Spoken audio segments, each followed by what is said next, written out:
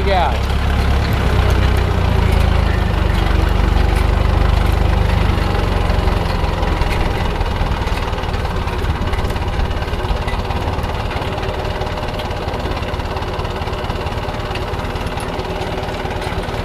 This is extremely steep.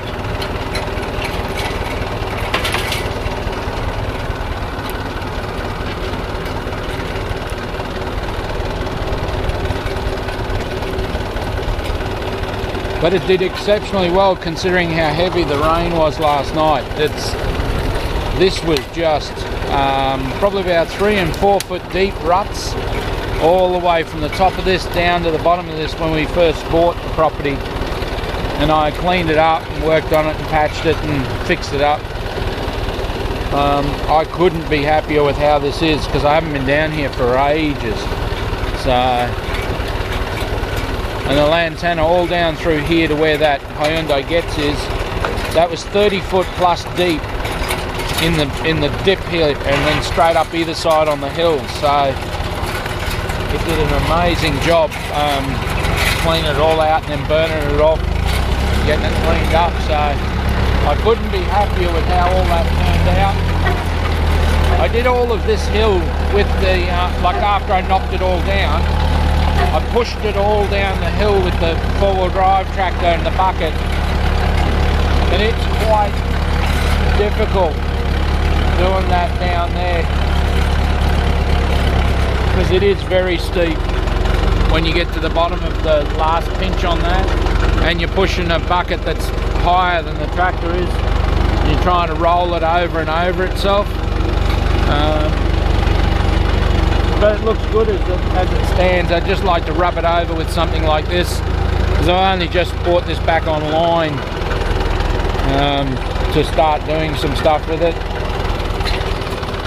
So yeah, these are my RAAF trailers down here. The grey, I'm used to where the controls are on the big tractor.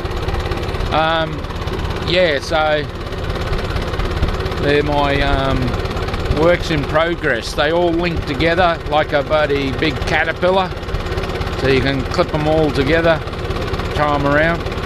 They were used to lift the jacks that jack up the front of the F111s and planes out there at Amberley. So I bought them to reinvent them and use them for other things as I see fit. I've towed cars around with them. I've done all sorts of things. I cut one up to tow the cars around, which does a really good job. He's up the top, the altered version of those. But the back end opens up, swings around, and you can, and then it's a fully open section in the middle there with the 8 ton, oh, I think it's about 8 ton jack, high lift jack. It lifts about 300 millimeters to 500 millimeters, something like that, from dead ground level up. So it's useful for a lot of things. I just don't want to cut them up and then decide I need something else, so I'm sort of taking my time. They are a fixed axle as opposed to a sprung axle, and they're stub axles, so there's nothing in between to get in your way if you want to alter them to put something in the center that takes up the whole center. So when I nose them onto the front of the car, I can pick up the car by the bumper down there and just tow the car wherever I want, and just jack it up and lift it. So yeah, so it's interesting on that basis. I think I've got an adjustment to make on this tractor with the brakes, I think. It never had any brakes on it.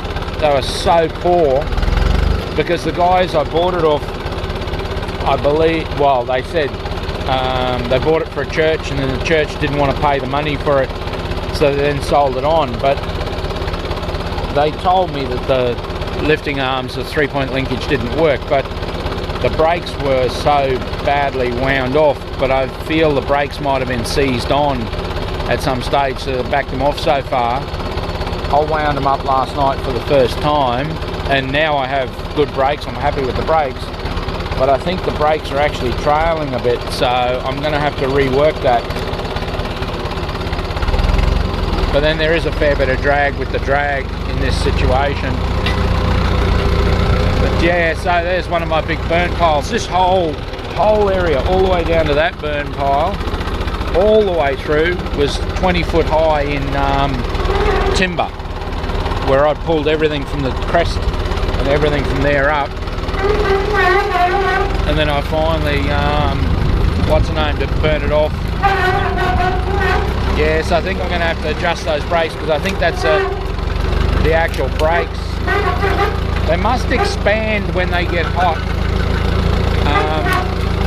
because that's a noise this tractor's never made. So I'll run him back up the top and deal with that. I've also got to do a bit of work on this drag at the moment to free up that second section that's on it for the trailing arm.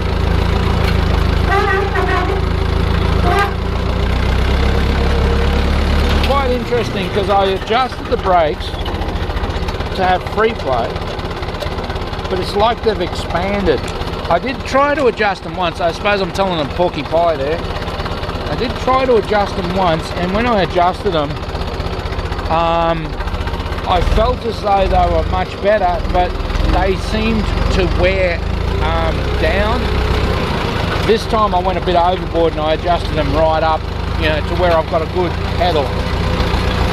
Because the other day I got on one of these hills and I reversed up it, and when I reversed up it, I got to 3/4 of the way up it, and then the brain actually started to work. When the brain worked, I went, oh dear, actually I've got to get some reverse into first gear with no synchro mesh on a 45-degree hill. So she's taken off like a freight train. I'm standing up, standing on the pedals, rolling down the hill. Now luckily the hill was a blank hill, there was no what's the name on it, no material on it. You know, it wasn't that silly that there was trees and stuff on it. But yeah, it got exciting, so I then decided I'd adjust the brakes. It's a little bit noisy when she gets going and start pumping it into us. But she's a beautiful little tractor. I love this tractor, I really do. And then I love all machinery. I love the smell of diesel in the air on a winter's day. There is nothing sweeter than walking around sniffing the breeze as the unburnt diesel warms up on any machinery. I've always been that way my whole life, my childhood onwards. I love it. But you know, it is what it is. For other people it gets boring. For me, there's nothing better than digging holes and knocking stuff over and putting it back up again. So yeah, it's a lot of fun. So this is the last real section where I have some lantana. I've got some over there all through this ridge on this last section where we've stored the horse float. Eventually I'm going to fill this all in to be level up here all the way through, right from the road up there, following the contour but level out to here, out to this tree line on this road, so as I have a big staging area for making my composts and stuff like that with the horse manure and stuff for my gardens. And I may plant that out, you know, I may do that. My ideal place I'd love to put a house would be to cut in here, put a house in here overlooking the dam when the dam's not running dirty like that. It's a beautiful dam. Yeah, so that's it. I've only got a little bit more lantana to clear there and there, and that bit up on that fence line that you saw there. That's about all.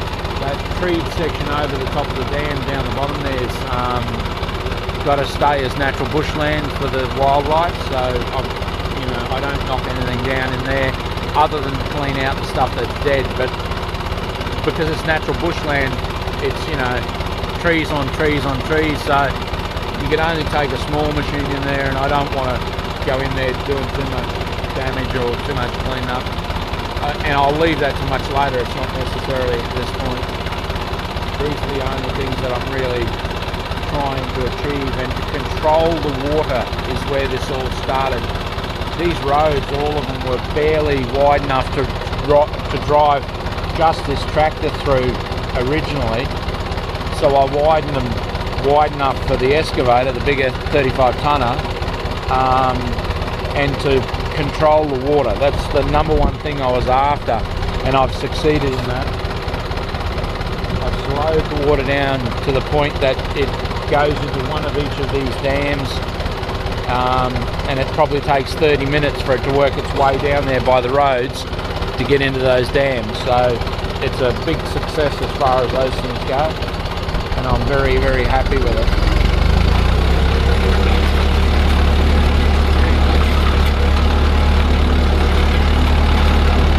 Such a good little honest tractor. It does the job I after. But it's like everything. It's even like the bigger tractor. It isn't a huge tractor as tractors go. But you know, you're trying to tow logs that are really so far above its weight system, they'd be pulling up on a dozer. That's the other trailer. The other trailer, the one I cut the back out of to alter. I took the guards off it, the back section that opens off it, and it's very useful. If you want to sneak things around like logs or things like that, it just is a trailing frame to pick up the front edge. But you know, if you've got the 3-point linkage on the big tractor, you can just pick them up and sneak them off that. But it's very useful, especially for the cars that are already pulled apart. We've still got a couple of more of those that we want to get rid of as it goes. But everything has come along such an incredible distance from where we started here. And she's starting to rain and I have no roof. So yeah, so that's where we're at.